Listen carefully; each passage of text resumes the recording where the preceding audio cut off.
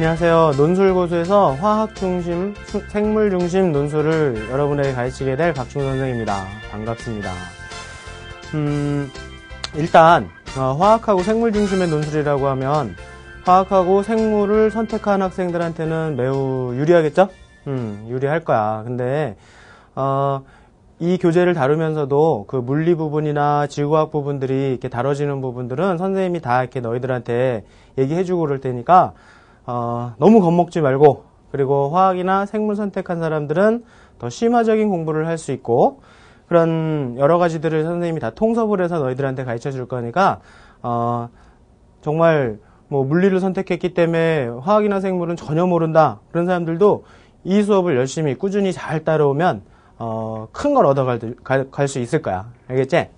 선생님이 너희들한테 필요한 자료들도 많이 올려준다고 그랬지. 그 자료도 지금 조금 올려놨으니까 너희들이 좀 다운받고, 그리고 선생님이 한 가지만 공지를 할게. 뭐냐면 선생님이 너희들의 글 쓴 거를 내가 첨삭을 좀 해줄 거거든.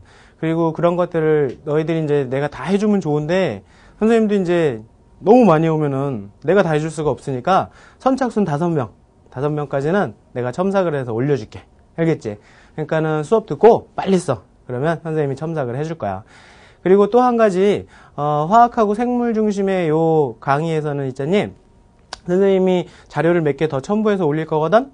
그걸 가지고서 공개 강평 수업을 해줄 거야. 그러니까 너희들이 보내준 그 첨삭지를 가지고서 공개 강평도 해줄 거니까 다른 친구들이 어떻게 썼는지, 이런 건 잘 썼다, 이거는 조금 못 썼다, 그런 것들이 너희들도 보기에 좀 판단이 될 수 있도록 공개 강평 수업을 해줄 거니까 우리 글 쓰는 연습을 많이 하도록 하자고. 알겠지?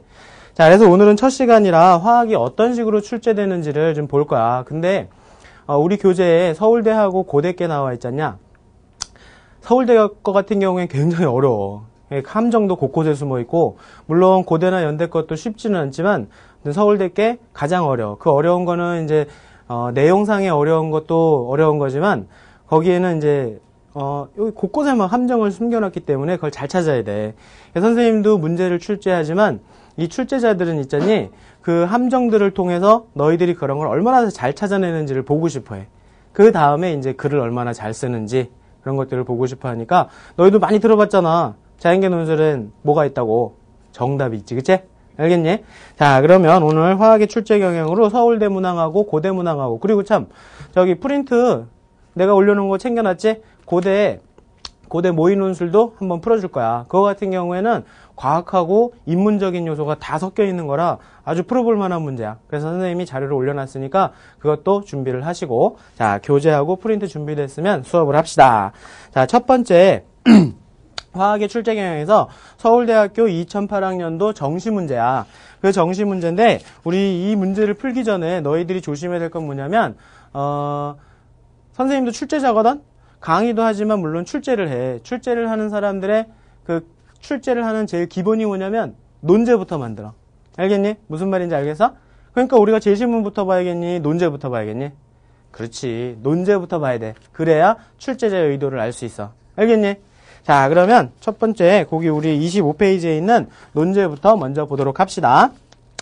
논제 2번에 제시문 다에 참고하여 아래 질문에 답하지요. 질문에 답하라 그랬지? 답하려면 답하면 되지. 그치? 자, 첫 번째, H랑 Cl이랑 플로르, 그 다음에 산소, 나트륨이 전기음성도 순서를 발열량으로 추론하래. 자, 논제 분석 어떻게 하는 거냐면, 논제 분석은 뭐 별거 아니야. 논제를 제대로 분석하려면 주어랑 목적어랑 수어를 찾아내면 돼. 그러면 그게 논제 분석이야. 뭐 하라고 그러니? 추론하라고 그러잖아. 추론. 그치? 자, 추론을 하라고 했고, 뭐를 추론하라고 그랬니? 순서를 추론하래지? 순서. 전기음성도의 순서를 추론하래. 근데 이 순서를 추론할 때, 야, 추론이 참 어려운 거다? 응? 정말, 이 수능식의 기계적인 문제, 기계식으로 문제풀이가 되어 있는 사람들은 추론하기가 상당히 어려워. 그러니까 쉽게 말하면 추론 능력이라는 건 자기의 상상력, 그 다음에 굉장히 독창적인 그런 생각들, 그런 것들을 아주 논리적으로 쓰는 걸 추론이라고 그래. 그런데 이 추론에서는 그러면은 추론이 되려면 그런 걸 독창적이고 정말로 자기의 어떤 그런 아는 지식들을 결합시켜 갖고 써야 될 때 아주 필요한 요소가 하나 딱 있다. 뭐냐? 자연계니까 수학하고 과학적인 원리가 꼭 들어가야 돼. 이거 안 들어가 있고 이러한 근거 없이 그냥 막 추론하고 이러는 건 단순한 상상력밖에 안 된다. 알겠니? 상상하시오 안 그러고 추론하라고 그런 건 그렇게 추리해서 논리 있게 써보라 그 얘기야. 알겠니? 알아 몰라. 자, 그 다음에 두 번째에서는 에너지를 탄수화물보다 지방으로 저장하는 것이 더 유리한 이유를 요번에 설명을 하래. 추론은 약간 자기의 생각을 덧붙여서 여러 가지 상상을 해야 되겠지만 설명은 거기 있는 내용들을 가지고 자기의 배경 지식으로 차근차근 설명해 주면 돼. 알겠니? 오케이.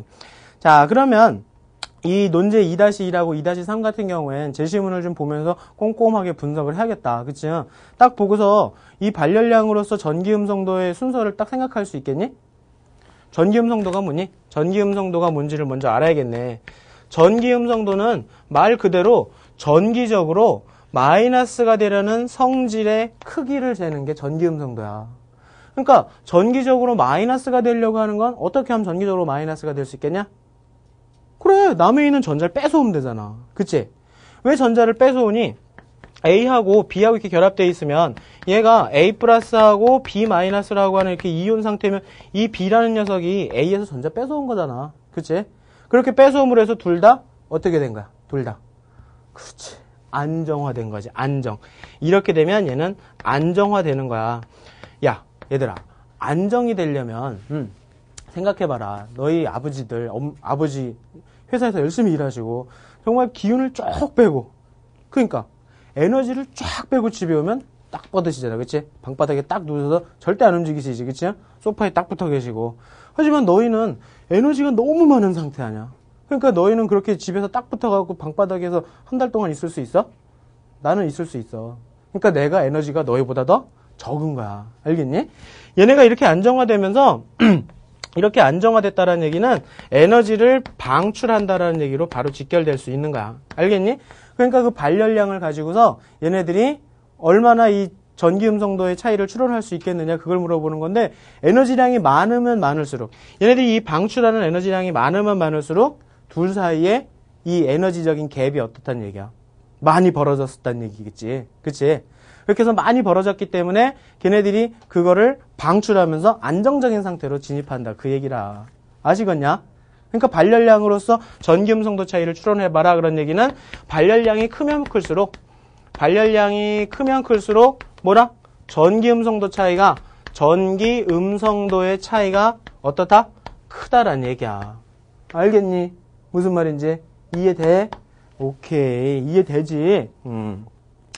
자, 그 다음에 에너지를 탄수화물보단 지방 상태로 저장하는 게 유리한 이유가 뭐겠냐? 그러면 지방 같은 경우에 탄수화물보다 뭐 다른 특성이 뭐가 있을까? 딱 생각나는 거야. 머릿속으로 한번 생각해봐. 지금 선생님이 생각해보랄 땐 잠깐 꺼놓고서라도 생각을 해봐야 돼. 응? 일시정지. 응? 10일 누르면 되잖아. 그치? 그걸 딱 누르고 생각을 해봐봐. 지방이 왜 유리할지. 첫 번째. 지방은 탄수화물보다 같은 질량에 대해서 열량이 많이 나오잖아. 그치? 탄수화물은 4kcal, 지방은 9kcal. 그래. 그러면 같은 양에 대해서 더 많은 양을 2배가 넘잖냐. 그치? 그러니까는 더 많은 양을 저장할 수 있으니까 좋겠지. 그리고 또 한 가지 뭐가 있을까? 야, 지방이 가볍냐? 탄수화물이나 단백질이 더 무겁냐? 잘 들어야 돼. 그게 맞는 얘기지. 지방이 더 가벼워. 야, 가벼우니까 가벼운 걸로 저장해놔야지. 그게 더 좋겠지. 너희도 봐서 알겠지만 선생님이 좀 지방질이 많지. 근데 근육질이 많은 애들, 그 육체미 선수들, 미스터 코리안가? 그거 한 사람들 진짜 못 달려. 알아? 그래서 선생님이 더 빨라.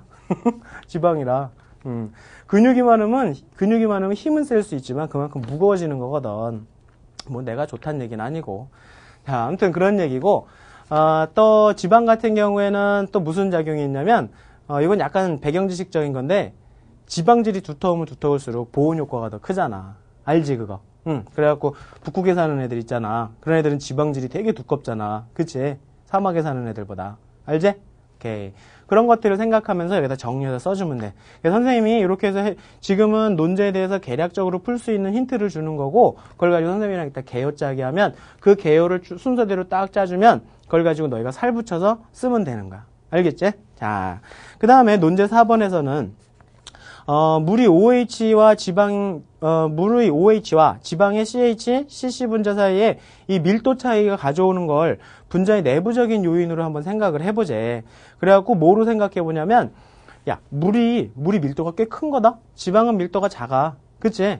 그러니까 지방을 물에다가 하면 어떻게 되니? 동동 뜨잖아. 그치? 근데 실제로 이렇게 막 그 지방질이 많은 사람이 물에 잘 뜨는 건 잘 모르겠다? 걔는 살도 많은가 봐. 그치?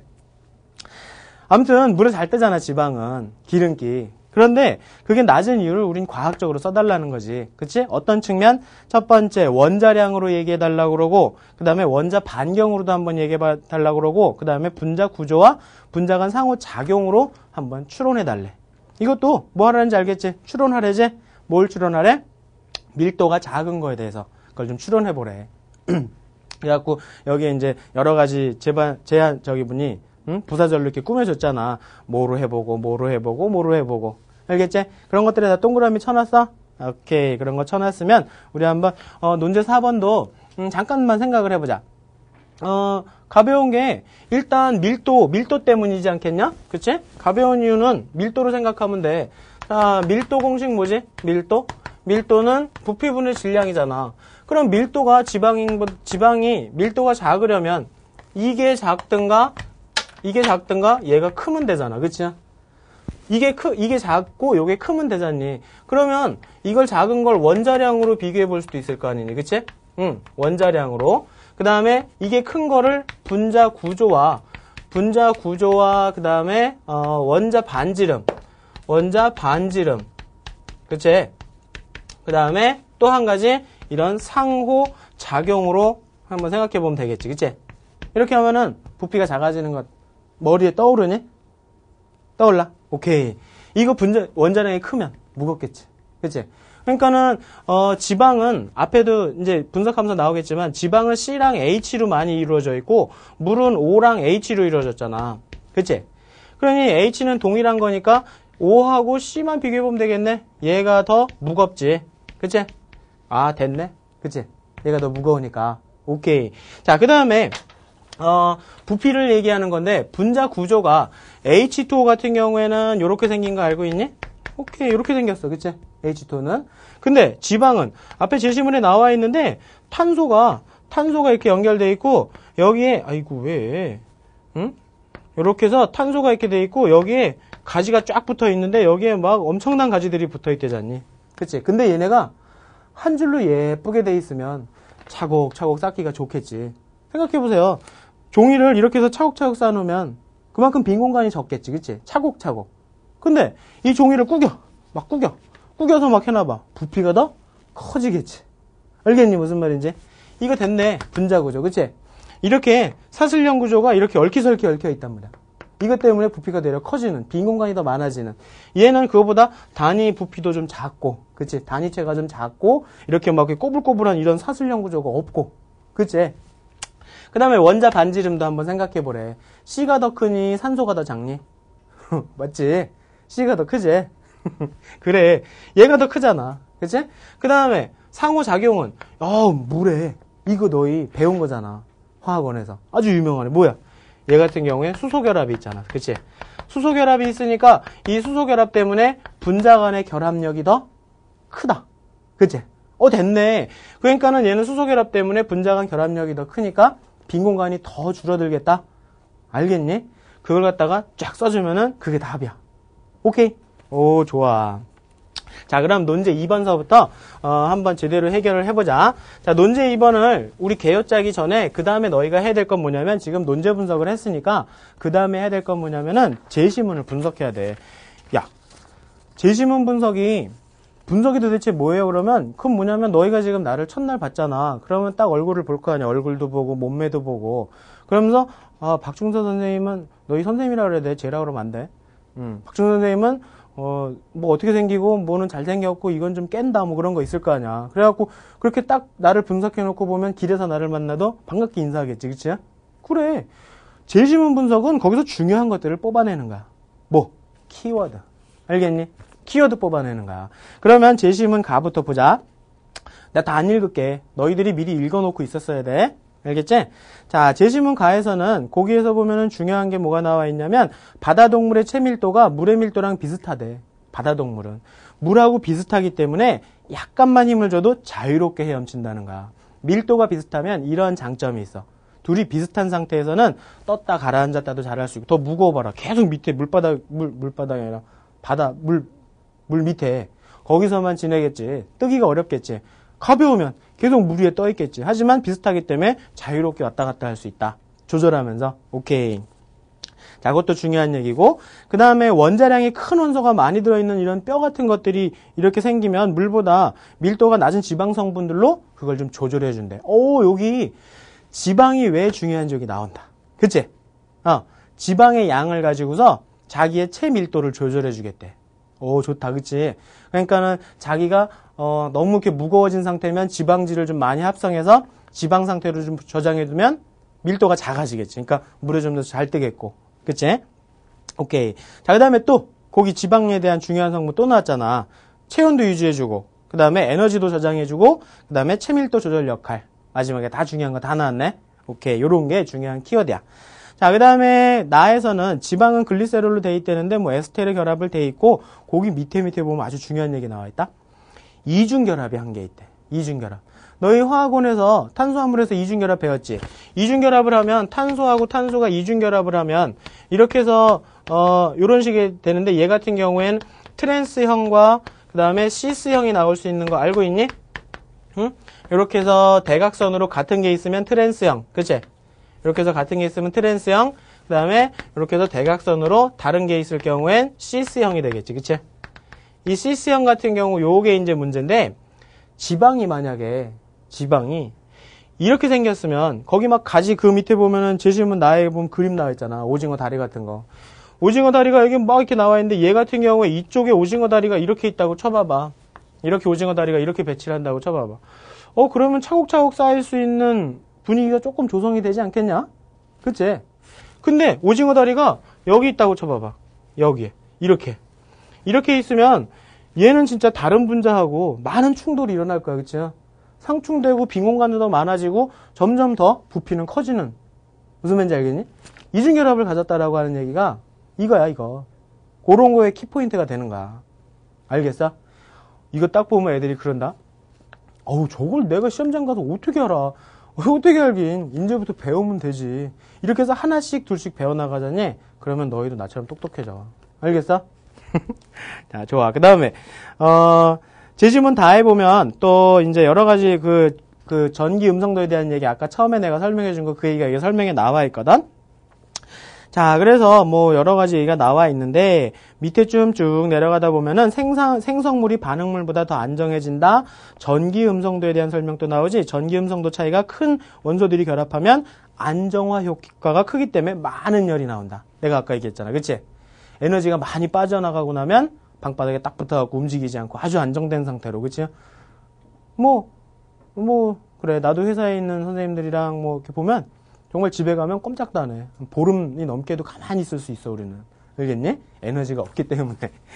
자, 근데 거기에 밑에, 그 밑에 이제 화학식하고 에너지량이 나와 있는데, 요거를 논제 2-1번을 가지고서 요걸 가지고서 좀 풀어줘야 되는데, 이거를 약간 분석을 해야 된다. 봐라. H2하고 Cl2하고 결합해서 HCl 되지. 여기서 92kJ이 나와. 얘 하나 만들어주는데. 응? 여기 마이너스라고 나와 있는 거는 이게 엔탈피이기 때문에 음수가 발열량. 오케이?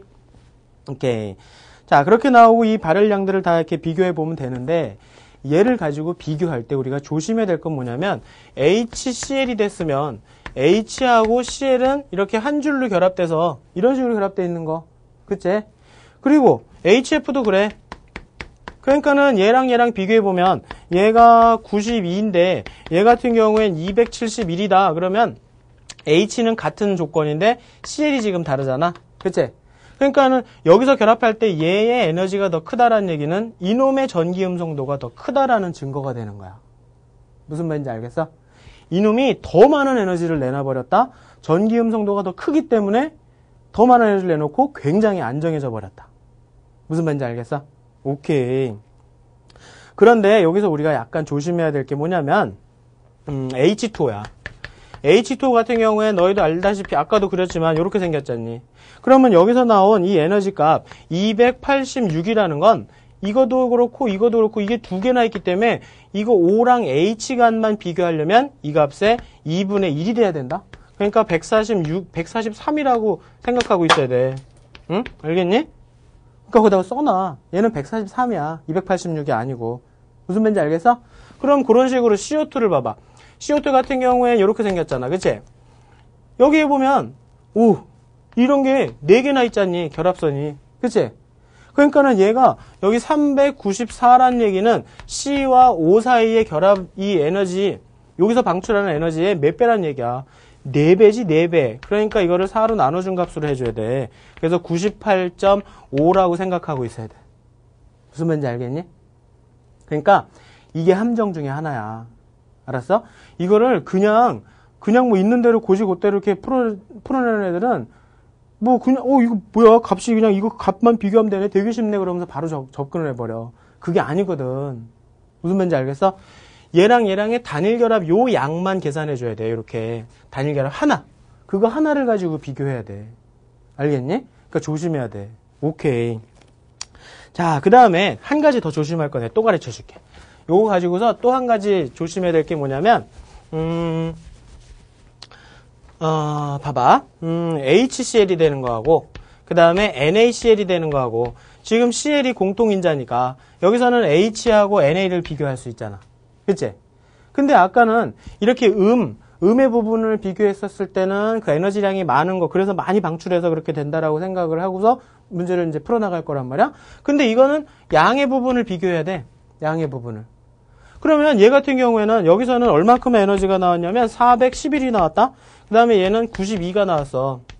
근데 이 양의 부분은 그러니까 양이온의 부분은 이 양이 적은 게 더 전기음성도가 큰 거다. 무슨 말인지 알겠어?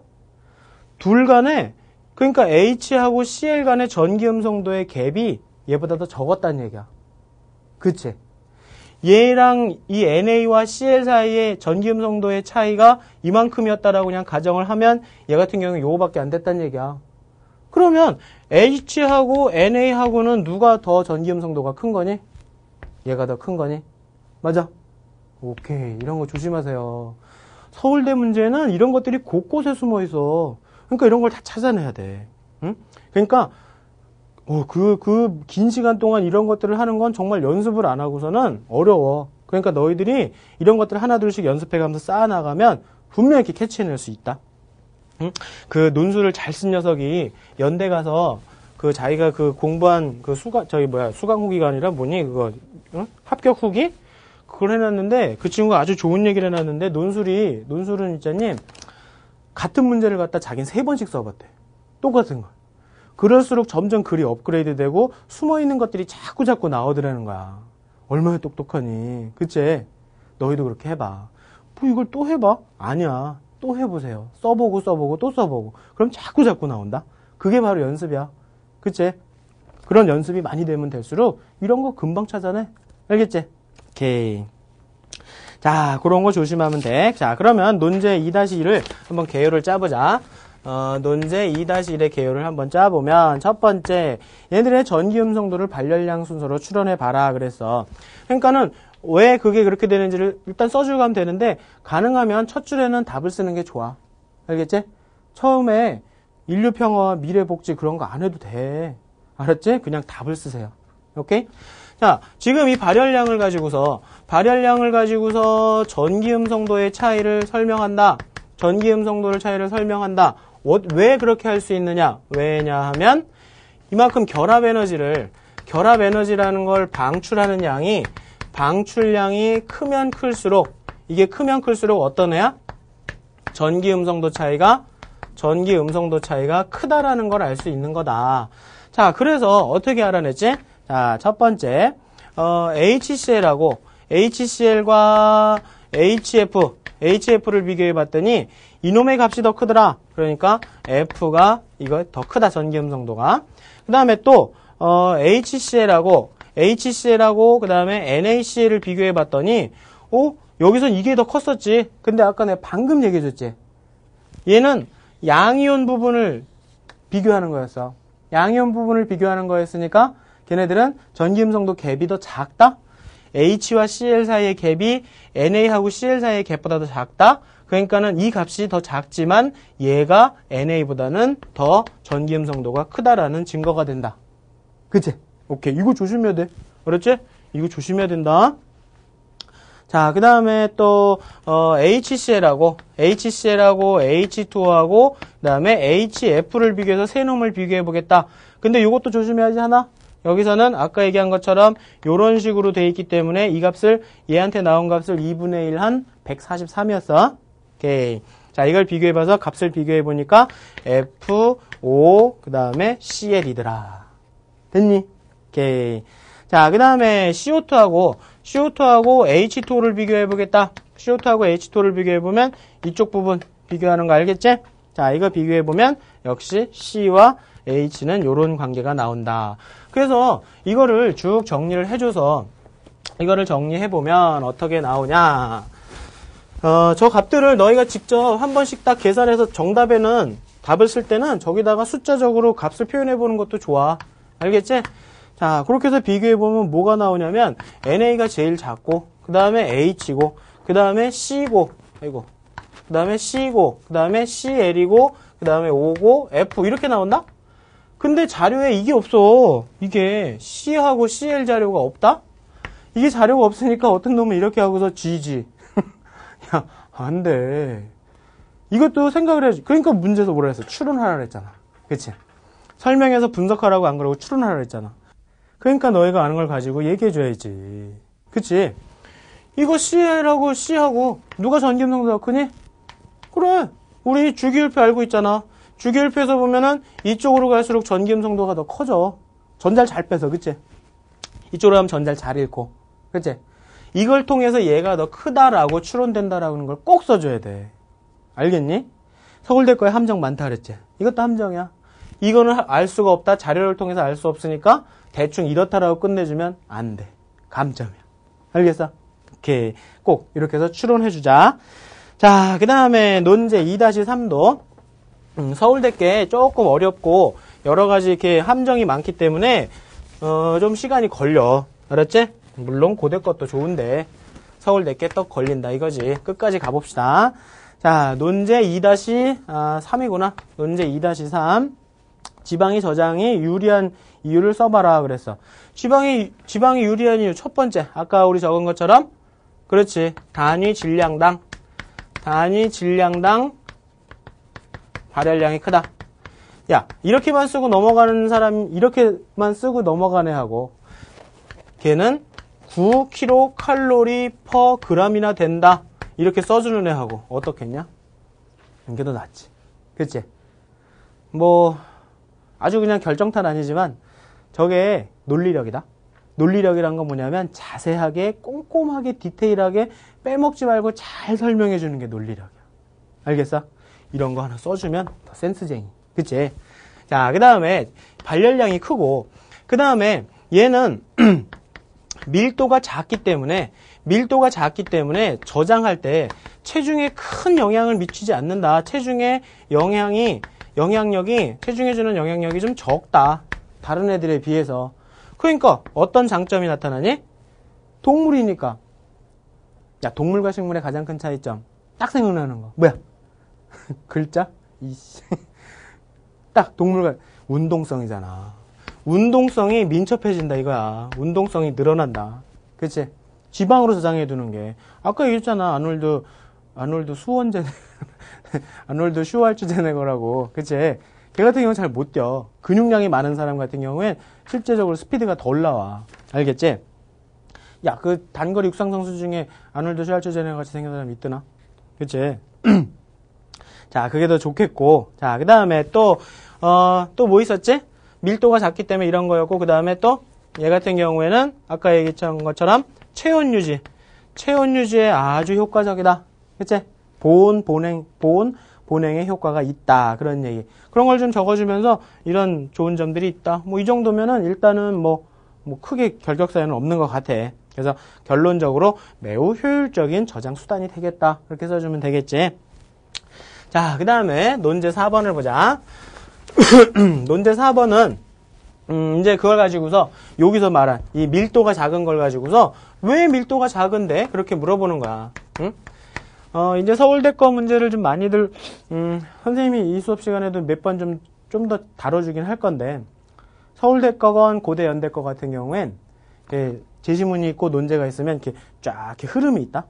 맨 처음엔 개념 정도를 물어봐. 이게 뭐게 그래. 개념 정도 물어보고 이렇게 써줘. 그러니까 한 뭐 서술형 지필고사 정도. 그 다음에 그거에 대한 약간의 응용, 다른 애를 접목시킨다고 하다가 접목을 시켜서 거기서 이제 통섭이 좀 일어나. 응? 통합이 일어나면서 거기에 뭐 물리화학 생물이 막 섞이면서 이게 이런데 물리에서는 어떻게 될까? 뭐 그런 걸 물어본다. 그 다음에 마지막 정도 문제에선 이것처럼 한번 결론 한번 내려줘. 그 얘기야. 알겠어? 이렇게 쫙 흐름이 있어. 알겠니? 전혀 별개가 아니에요. 자, 여기 논제 4번에서는 밀도가 작은 이유를 설명해라. 그러면 밀도가 뭔지를 먼저 써주는 게 좋겠지? 밀도는 부피분의 질량이다. 그래서 아까 얘기했잖아. 선생님이 밀도가 작으려면 질량이 작던가 또는 부피가 크던가 요렇게 되라. 그 얘기잖아. 그치? 자, 그러면 이게 작은 거를 하나 얘기해보면 이걸 가지고서 아까 얘기한 것처럼 이 밀도 작은 걸 뭐로 얘기하래? 원자량으로 얘기하라고 그랬고 그 다음에 또 원자 반지름으로도 얘기하라고 그랬고 또 그 다음에 또 분자 구조에 대해서도 좀 짚그려 달라고 그랬고 또 하나 상호작용에 대해서도 짚거리라 그랬잖아. 그치? 짚그려 주면 되지. 그치?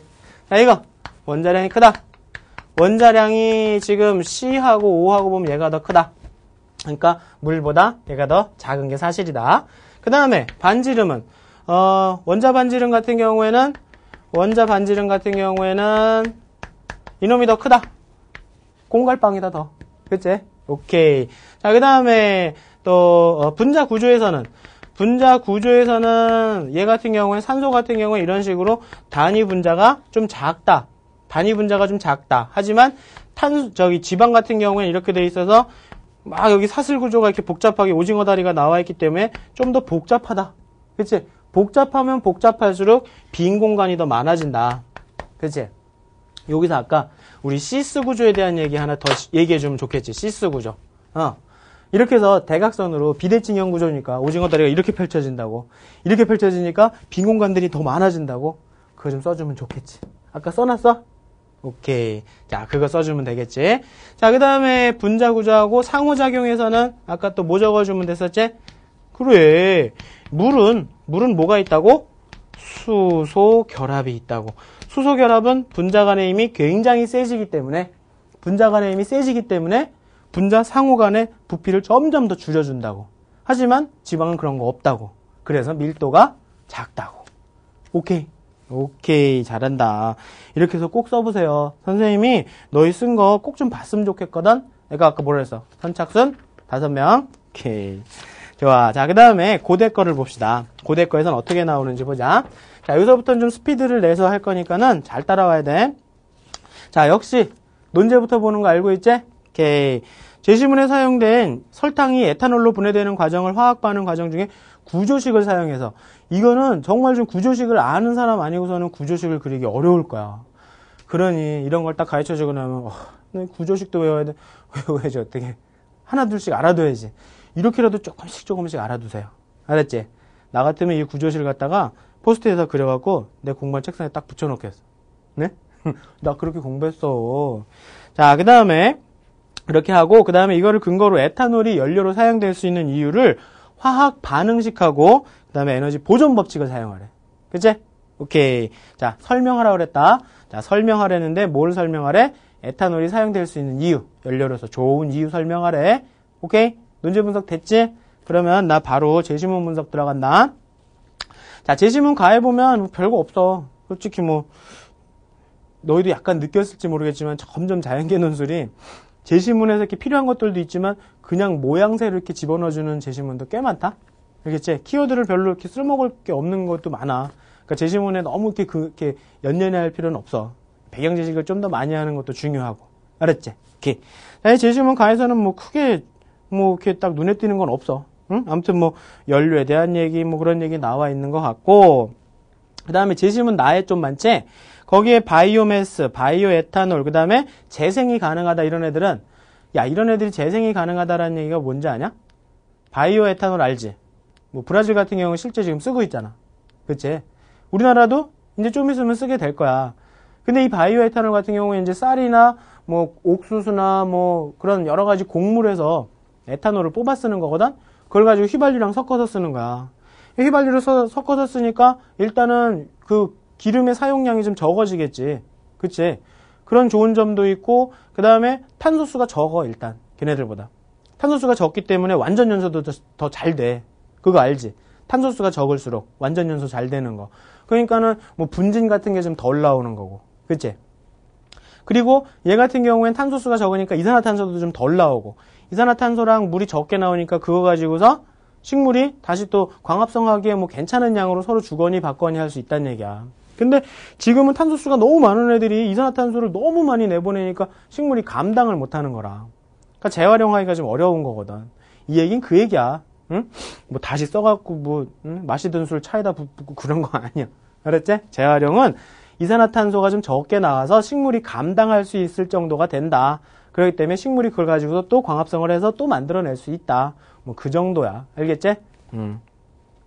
자, 그 다음에 이당류를 분해서 뭐 이렇게 나온다고 거기 인버타제라는 효소 나오지? 이렇게 너희들 모르는 건 써줘. 알았지? 그거는 너무 쫄지 마세요. 자, 그 다음에 그걸로 만들고 그 다음에 그 단당류가 부서지고 나면 또 줄자 치마제. 치마제가 에탄올을 발효시킨대. 그렇게 해서 만든대요. 자, 그래서 에탄올을 생성한대. 그래서 에탄올은 그 밑에 이제 우리가 좀 써먹을 거 나오지? 생분해성이 있고. 생분해성 알지? 분해된다. 네.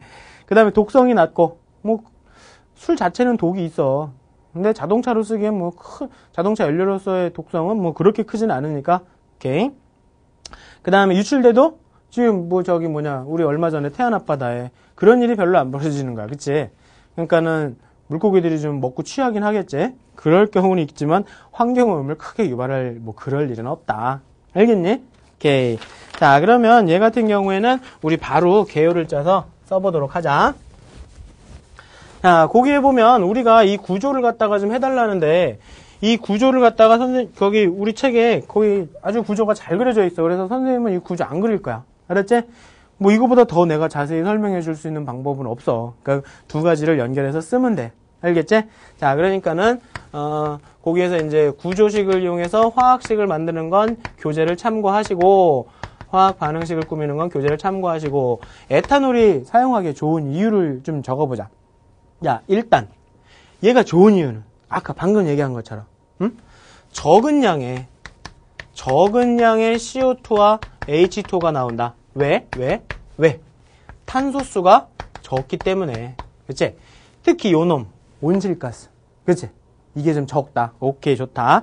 자, 그 다음에 얘가 화학에너지를 가지고 열에너지로 전환시켜주는 건데 이 화학에너지가 열에너지 전환 과정에서 보면은 여기서 에탄올하고 산소가 가진 에너지보다 이산화탄소하고 수증기가 가진 에너지보다 얘가 더 크기 때문에 열에너지가 방출될 수 있다. 이런 거 써주면 좋겠지? 자, 그 다음에 그 적은 양을 가지고서 CO2와 발생한 게 CO2와 H2를 식물이 사용할 수 있다. 식물이 사용해서 다시 유기물을 합성할 수 있다. 그렇기 때문에 재활용도 괜찮다.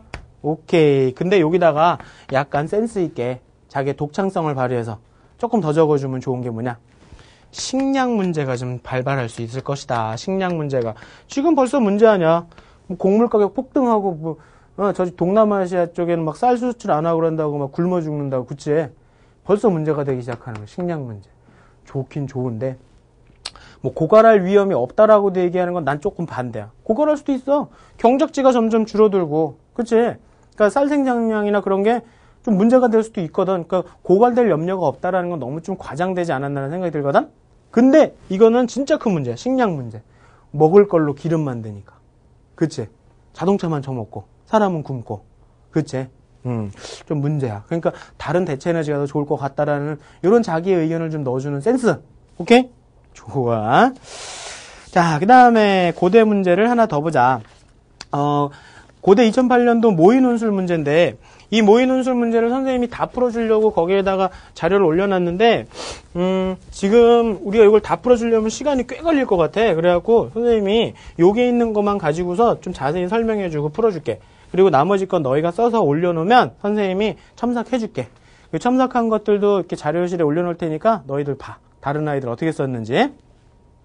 자, 여기에 뭐 덴마크에서 뭐 쉐렌쉐렌한 사람이 뭐 이렇게 알아냈다. 이거 화투한 사람들은 요거 바로 알 수 있을 거야. 요게 그 평형식을 이용해서 하는 뭐니? 완충이지. 완충작용이지? 완충작용. 자, 완충작용 같은 경우 우리 몸에서 어떻게 일어나나 하나만 적어보자. H2CO3 탄산. 우리 몸에 탄산이 생기는 거 알고 있지? 어떻게 생겨? 몸에 CO2가 발생하니까 이게 H2와 결합해서 생기는 거지? 근데 이놈은 약산이기 때문에 요렇게 이온화가 된다. 요렇게 이온화가 되는데 이건 역반응도 일어나. 그치? 역반응도 일어나는데 우리 몸에서 NaHCO3가 혈장 내에 이놈이 이렇게 반응을 해서 똑같이 이거를 만들어내. 그래서 요놈 HCO3- 요게 바로 공통이온이라고 그러지. 공통이온. 원래 영어 이름이 더 이해하기가 영어 이름? 좀 그렇다. 영어로 된, 그래. 영어 이름이 더 좋아. 버퍼 이온이래, 버퍼. 완충해주는. 그러니까는 pH의 급변을 얘네들이 완충해주는 거야. 이런 거 선생님이 강의들, 이 논술고수 말고도 다른 강의들에서 자세히 설명해 줄 거거든? 그러니까 다른 것들도 막 골라보면서 배경지식을 자꾸 쌓으세요. 알았지? 자, 이게 공통이온을 통해서 우리 몸에 완충작용이 일어나는 걸 좀 설명을 해주는 거고, 가를 통해서 그걸 좀 보는 거고, 가하고 나를 통해서. 알겠지? 자, 그래서 논제를 그냥 바로 넘어가도록 하자. 과로를 하거나 심한 운동을 하면 근육에서 젖산이 만들어진대. 젖산. 딱 들어보세요. 산이냐, 염기냐? 젖염기 아니지. 젖산이지. 야, 개그야, 웃어야지. 젖산, 산성이야. 우리 몸에 산성이 생겨. 그 산성이 생기면 이 피로를 느끼게 되는 여러 가지 이유 중에 하나가 될 수 있다라고 지금 문제에서 내는 거잖아. 다른 문제 많다? 에너지 고갈도 있고, 뭐 여러 가지 막 노폐물이 축적되고 그런 것도 많은데, 여기에 나와 있는 것만 가지고 하래. 그러면 pH가 변해서 피로를 느끼는 거야. pH가 변하면 왜 피로를 느낄까? 이런 것들이 제대로 분해되는 애들이 제대로 작용을 못하고 버벅거리기 때문에 그렇다는 얘기야. 알겠니? 자, 그게 왜 버벅거리는지를 이제 써주면 돼. 그래서 피로를 느끼는 원인과 그 다음에 그게 다시 회복되는 과정을 너희 보고 써달래. 알겠니? 자, 이거를 딱 보면 내가 지금 얘기한 거 중에 하나 누가 캐치한 거 있니? 효소의 반응 좋다. 자, 효소는 뭐로 돼 있지? 단백질로 돼 있잖아. 근데 이 단백질은 뭐로 구성돼 있니?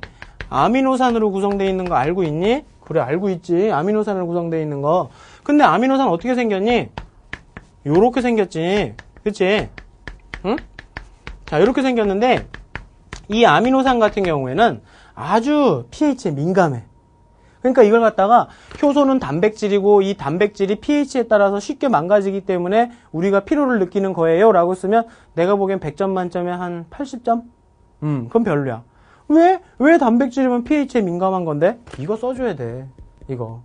아미노산이 이런 구조기 때문에 얘가 만약에 산성용액에 들어가면 여기에 H 플러스가 이렇게 붙는 거지. 그치?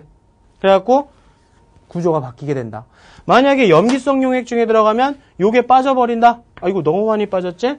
자, H만 빠져야지. 이렇게 돼서 이렇게 돼버린다. 그래서 음이온이 돼버린다. 원래 있던 아미노산에서 이렇게 되거나 이런 식으로 바뀌기 때문에 이 재료가 바뀌기 때문에 얘도 단백질도 모양이 바뀌는 거야. 단백질도 모양이 바뀌니까 효소도 자기 모양이 변하겠지. 그러니까 효소하고 그 기질하고 이렇게 모양이 맞아야 반응이 일어나는 거 생물에서 배우지? 뭐야? 효소, 기질, 반응의 특이성. 그래. 그걸 갖다가 열쇠와 자물쇠 이론이라고도 하잖아? 보세요. 열쇠랑 자물쇠가 하나가 모양이 망가졌어. 하나가 모양이 망가졌으면 이게 맞아 돌아가겠니? 이렇게? 뽀사지겠지? 뽀사지가 작동을 안 할 거란 말이야. 그게 피로의 원인이란 얘기야. 무슨 말인지 알겠니? 그렇게 얘기해줘야 돼. 그래야 100점이지. 그치? 자, 그러면 정리를 해볼까? 얘네들이 pH에 의해서 우리 몸이 피로를 느끼는 이유, 응? pH가 변하면 피로를 느끼는 이유. 첫 번째, 우리 몸에 인간이나 뭐 생명체나 다 마찬가지야. 걔네들도 다 그래. 생명체는 이런 물질 대사를 통해서 활동이 가능해진다. 에너지도 얻고, 뭐 여러 가지 축적물도 제거해주고, 그렇게 하는데, 이 과정에서 필수적인 게 뭐다? 효소다. 효소. 그런데, 이 효소는 아까 뭐로 이루어져 있다? 효소는 단백질로 구성되어 있다. 단백질이 주성분이다. 이 단백질이 주성분인데, 단백질은 어떻게 만들어졌다? 아미노산의 원래 조금 더 알면 조금 더 추가해주면 좋겠지. 축합중합체다. 탈수축합이지. 축합중합체다. 그런데 이 아미노산이 여기다 분자식 그려주고, 그치? 아미노산에 분자식 그려주고, 이 아미노산이 산성일 때와 염기성일 때의 용액에서 모양이 달라질 수가 있다. 모양이 달라진다. 아까 우리 적어준 거 있지? 그렇게 모양이 달라진다. 그렇기 때문에, 그러므로 재료의 모양이 변하기 때문에, 재료의 모양, 즉 재료의 형태가 변하기 때문에, 이게 변하기 때문에 효소가 변한다. 효소의 형태도 변하게 된다. 그치? 효소의 형태가 변하게 된다. 그러니까 효소가 형태가 변하니까 무슨 문제가 생긴다? 그래서 제대로 작동 못한다. 그렇게 쓰면은 에이, 그거 좀 별로다. 응? 작동 못한다고 말고 우리 또 배운 거 가지고 또 써먹으면 좋잖아. 뭐 효소가 변하기 때문에 아까 얘기한 거 효소, 기질, 반응의 특이성에 문제가 발생한다. 문제가 발생해서 제대로 작용을 못하게 된다. 그러니까 그 결과 그런 대사산물의 분해가 어려워진다. 그렇기 때문에 피로가 되는 거다. 그러므로 피로한 거다. 이런 것들이 쌓여서. 하지만 우리 몸은 진짜 신묘막측하지. 그치? 와, 정말 이렇게 정말 정교하고 디테일하게 된 게 정말 놀랍지 않냐, 우리 몸은? 그러나 우리 몸은 뭐가 있다? 아까 확실히 적어줬지? 그래. 우리 몸은 완충 효과를 일으킬 수 있다. 뭐가 있기 때문에? HCO3-와 같은 이런 공통 이온에 의해서 완충 효과를 나타낼 수 있다. 그러니까 pH가 떨어져서 산성이 되는 걸 얘가 막아주고, pH가 올라가서 너무 많이 올라가서 알칼리성으로 너무 치우치게 되면 그것도 얘가 막아주고, 그러면서 pH를 일정하게 조절해 줄 수 있다. 그래서 원래대로 회복이 된다. 좀 쉬고 나면. 자, 쉬고 나면 완충 효과에 의한 것도 있지만 CO2 발생량도 좀 적겠지? 요 발생량도 좀 떨어지게 될 것이고, 그러면서 점점 우리는 원래 우리 거대로 돌아가게 된다. 그렇게 써줘야지. 아시겠니? 무슨 말인지? 자, 그래서 pH를 정상적으로 돌아갈 수 있다라는 건데, 내가 여기서 너희들 참고로 할 거 하나만 가르쳐 줄게. 뭐냐면, 우리 몸에 쟤 말고도 완충작용할 수 있는 물질이 있다? 혈액의 완충작용 중에, 자, 혈액의 완충작용인데, 요런 거는 좀 알아놓으세요. 뭐가 있냐면, 아까 얘기한 것처럼 H2CO3가 H 플러스하고 HCO3-가 돼서 되는 것도 있고, 우리 몸엔 인도 있어. 인 성분이 있어서 요게 H3PO4가 H 플러스와 H2PO4-가 되고, 그 다음에 H2PO4-가 또 한 번 이온화돼서 요렇게, 그래서 HPO4E-, 요것도 그렇게 되고, 그 다음에 아까 우리 한 거 유명하네, 아미노산도 마찬가지로 완충작용을 해줄 수 있는. 오케이? 아주 중요한 성분들이야. 그러니까 이런 것들은 너희가 알아두면 좋겠지. 그러니까 필기해 놓으세요. 오케이? 오케이, 좋습니다. 자, 그런 것들을 좀 활용해서 이거를 답을 좀 잘 써봐봐. 알았지? 요거 말고도 선생님이 또 자료를 올려놨으니까 그 고대 문제에 전체적으로 다 올려놨거든? 이거 통째로 다. 그러니까 그거 보고 좀 써봐. 그러니까 자꾸 써보면 써볼수록 점점 더 늘어나. 알겠지? 자, 오늘은 여기까지 하고 우리 다음 시간에 또 만납시다.